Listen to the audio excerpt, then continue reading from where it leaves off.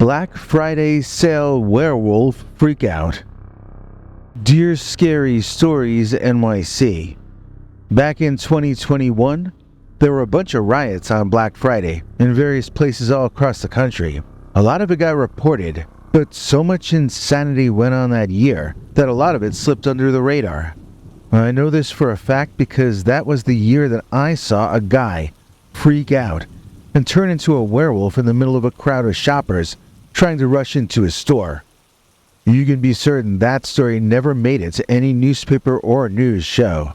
This was in Wisconsin, so maybe that's why it didn't make the news. Although we've had other riots get reported on, so I don't know. Maybe it was just that nobody shot video and put it on Twitter or Facebook when it happened. It was all so sudden that I don't think anyone was able to get their camera apps turned on in time. I know in my particular case, I needed to get the heck out of the way of the creature. I was entirely focused on just surviving the incident.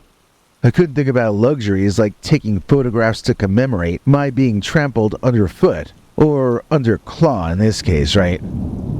So I was with some of my friends, and we were in a growing crowd waiting to get into a Best Buy or something like that, which was having a Black Friday sale. I just wanted to save some money on a backup hard drive. That's all I wanted to do that day. Instead, I never got to buy anything because of that insane creature that invaded the crowd and nearly got us all killed dead. My two friends each have different opinions about whether it was a dogman or werewolf or what. Blevins says it was a werewolf because the dogman couldn't have snuck into that crowd of humans. My other friend Hartley, though, he says it was a dogman because no werewolf could be so big as this creature was that we all had to deal with.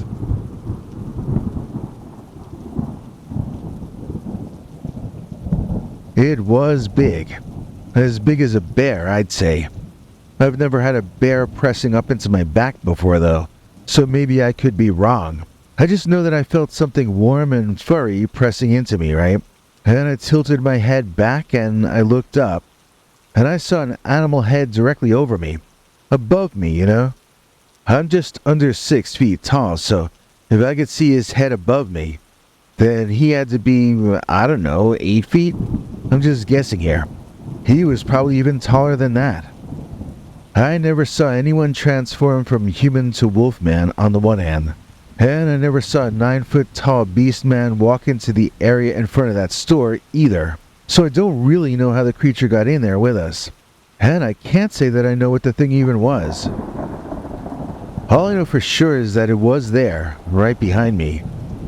And that when it started pressing us all forward, all hell broke loose. My first instinct was to drop down and try to get away through the crowd. But I was too afraid that the creature would bowl over me from behind and trample the life out of me. So instead of dropping down, I took efforts to stand up as tall as I could. I sort of felt like a drowning person trying to keep my head above the water level. The top of my head never got so far up as the bottom of this creature's neck. It was more than a full head taller than I was. But it didn't really smell as strongly as you might expect an animal that large to smell. In fact, it didn't really have much of an odor at all, which seems strange in retrospect. Maybe that goes to support my friend Blevins' theory that it was a werewolf. After all, if a human takes a shower and then turns into a werewolf, he's not likely to smell like an animal, is he? But if that creature were a dogman, spending his life out in the woods, then he'd likely smell pretty strongly from living that kind of a lifestyle. Either way, what happened was that the creature pushed me forward into other people, and I cried out to them that I couldn't stop. People started screaming and panicking, and I felt like I might be about to be crushed. Some other guys, though, they joined with me, locking our arms together, and the bunch of us formed a human wall, where we pushed back against the big monster behind us that was pushing us forward. It took all the combined strength of the 4 or 5 or 6 of us just to slow that creature down. We were still being pressed forward. So how strong was that animal? It was the strongest thing I could imagine. Strong as an elephant, really. And then suddenly, something caught the creature's attention, and all of the pressure against us ceased. All at once, we went flying backward, each of us injuring something different from the others. I injured some muscles in my neck and shoulders when I landed, and I still feel it sometimes when I wake up after sleeping funny. I was too busy recovering from my injuries to see where the monster thing ran off to. And I never got the backup drive I was there to buy. I think the only thing I bought that day was some aspirin or acetaminophen or something of that nature for my muscle pains. I suppose we all got off lucky though. It could have ended up being much worse for the entire bunch of us. Story number 2. My buddy turned into a werewolf on Black Friday. Dear Scary Stories NYC, I've got the craziest of all Dogman stories for you. My own friend turned into a Dogman in public, right in front of my eyes, and an entire crowd of Black Friday shoppers. This would have been back in the earlier 2000s. I'm going to say maybe 2002 or 2003. I don't even know if they called them Black Friday sales yet, but we had a mall where we would drive to that was having sales on the day after Thanksgiving that year. I went to buy records. I think they had music on sale. This was back when you still went to the store to buy music. Probably CDs, but I don't even really remember. We never got into that store anyway. So that part ended up not mattering. My friend we will call Joseph had told us that he was a werewolf ever since we were in 8th grade together, but we just humored him about it. He was the richest of us and he had the biggest allowance, so when he'd start to tell us that he had to go away to be locked up because the full moon was coming, we all acted like we believed him. None of us did though. I figured he did in fact have some kind of an embarrassing illness, but not actually werewolfism. I was guessing maybe VD or something like that.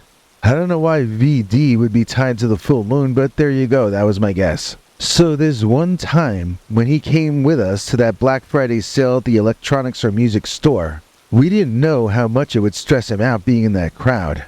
And in turn, he didn't know that stress could trigger his transformation. So when push came to shove, and shove came to pushing even harder, my buddy Joe started to gyrate and palpitate all over the place. Joe got bigger. He got darker, which at first I thought was his skin turning black as night. It was actually black fur growing out of his skin. He was getting bigger, furrier, more muscular.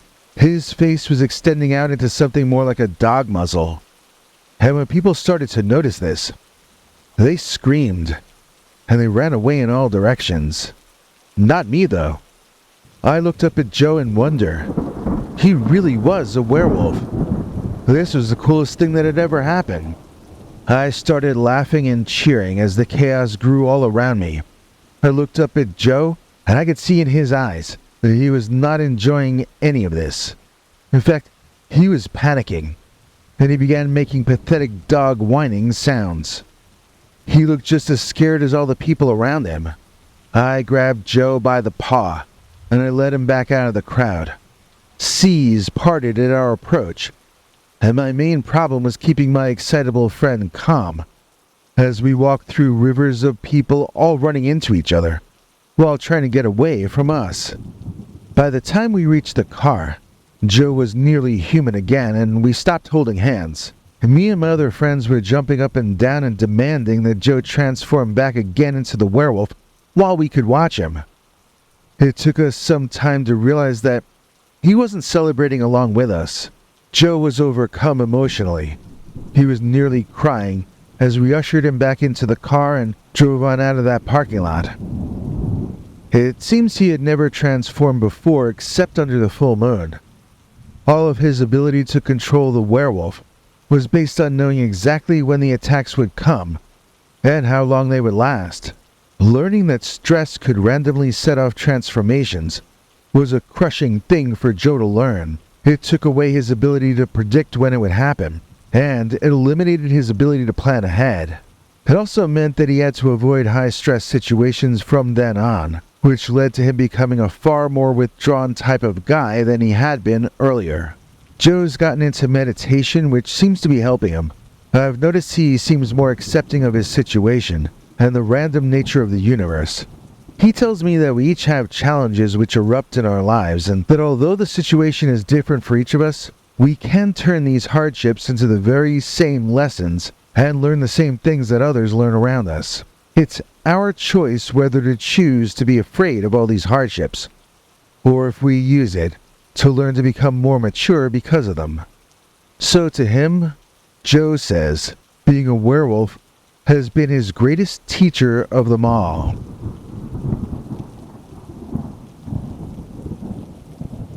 Story 3. Thanksgiving Weekend Bus Ride Werewolf.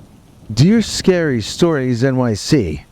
I had a weird Dogman experience last Thanksgiving, or I guess it was the Friday or Saturday after Thanksgiving, really.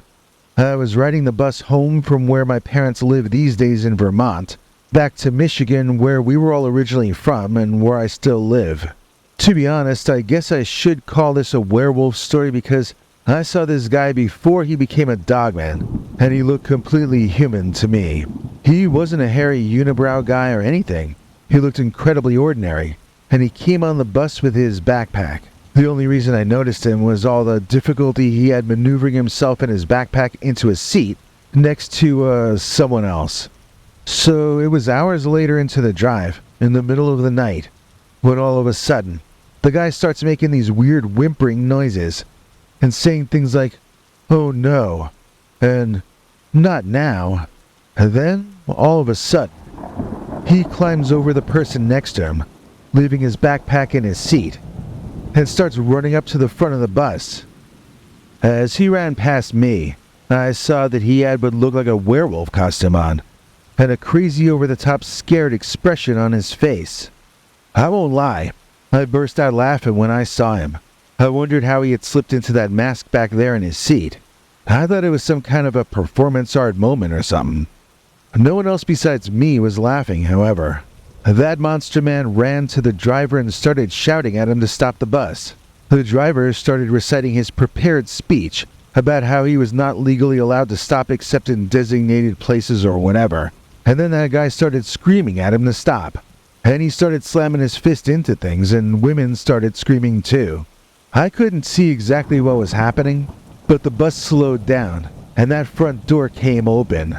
We never came to a full stop, but the guy in the werewolf costume jumped off the bus, and then the driver started pulling away. He just drove away and closed the bus doors as he did so. A lot of the passengers were screaming, and people were freaking out all over the place. Some were just waking up and asking what happened, while others were shouting about Satan and Jesus. It was not a very comfortable scene. The driver made an announcement that didn't really make any sense, but people calmed down a little afterward. I guess just because he had suggested that we calm down a little afterward. People started going through the werewolf's backpack, passing around his personal items. There was nothing in there about werewolfism, though, as far as anyone could see. There was no Halloween makeup kit in the bag either.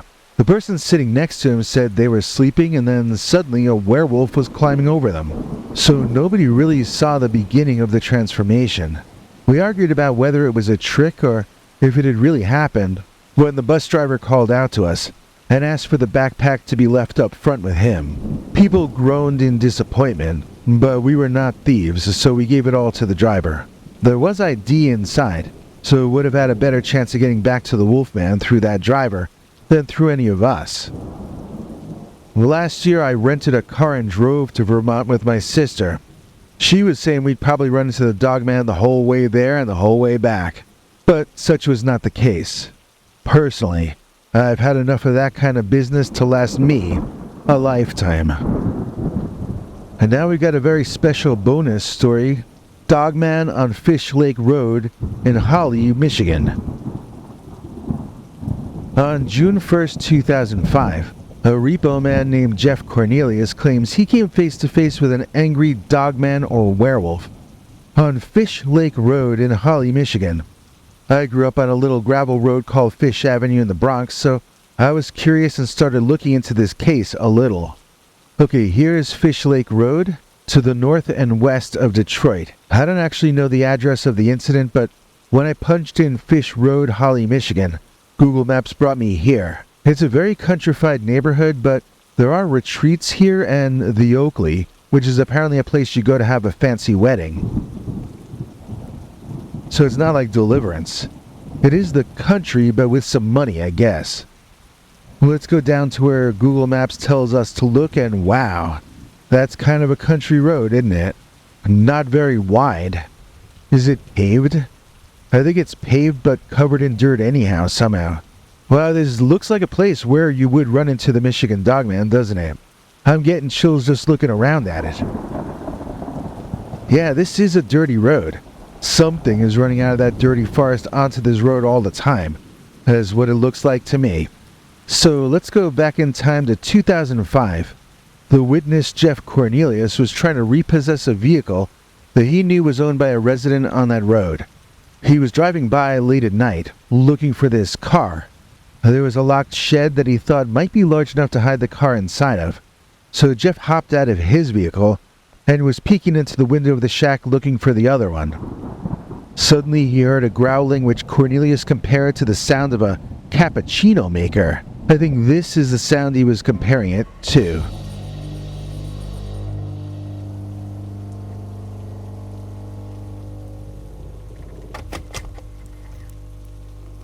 Turning his head, about 75 feet away he saw a creature covered in thick, gray and black fur. It was standing on two legs and stood about 5.5 feet tall, but hunched over, so it would have been taller if standing more upright.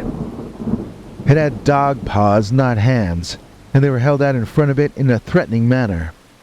The hind legs were not human legs. They were bent like canine legs are. It should be noted that this also means they did not resemble bear legs either.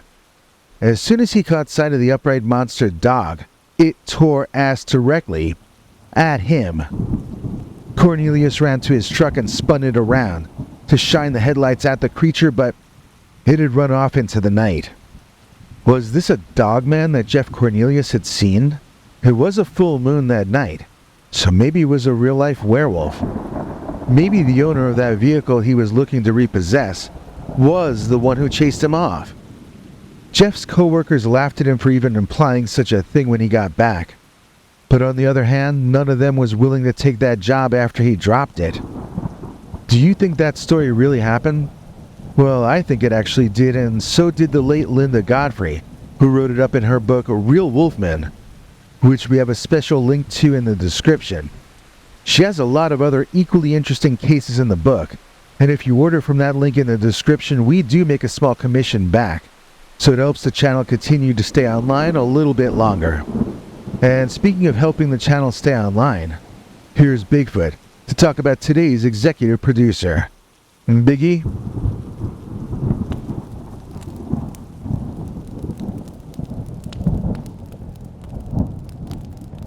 I might sound like A Street Hawker, but I'm shouting all about Godzilla Tim Walker. Please join me in thanking today's executive producer Godzilla Tim Walker, who made this episode possible. Godzilla is one of the coolest people in all of Ireland, and we wish we could thank him a lot more than we do. In return for all his help, he gets to see our secret uncensored stories, and other perks too.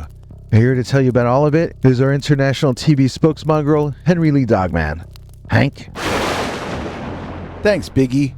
And thanks to all of you for watching this far. If you liked it, please click like. If you'd like to see more of our work, please subscribe. And also click that bell icon if you'd like to be notified when we put out a new episode. To become an executive producer, you can donate to us through the thanks button under each of our videos or through our paypal.me/PeterBernard209 page. To receive cool perks like secret uncensored Dogman episodes far too wild to ever run on this channel, you can become a YouTube channel member by clicking the join button, or join our PayPal subscribers club at peterbernard.com. Joining either at the $3 a month level or above gets you access to our over 25 hours of secret uncensored Dogman stories available nowhere else. Do you have a scary story about Dogman or some other kind of high strangeness that happened to you? Let us know by emailing us at scarystoriesnyc@gmail.com or by leaving us a voicemail message at 804-LA-SCARY. You may need to call back on that one. It cuts off after, I think, 3 minutes. And if you don't want to do any of that stuff, thank you for simply watching to the end. Good night, and have a scary tomorrow.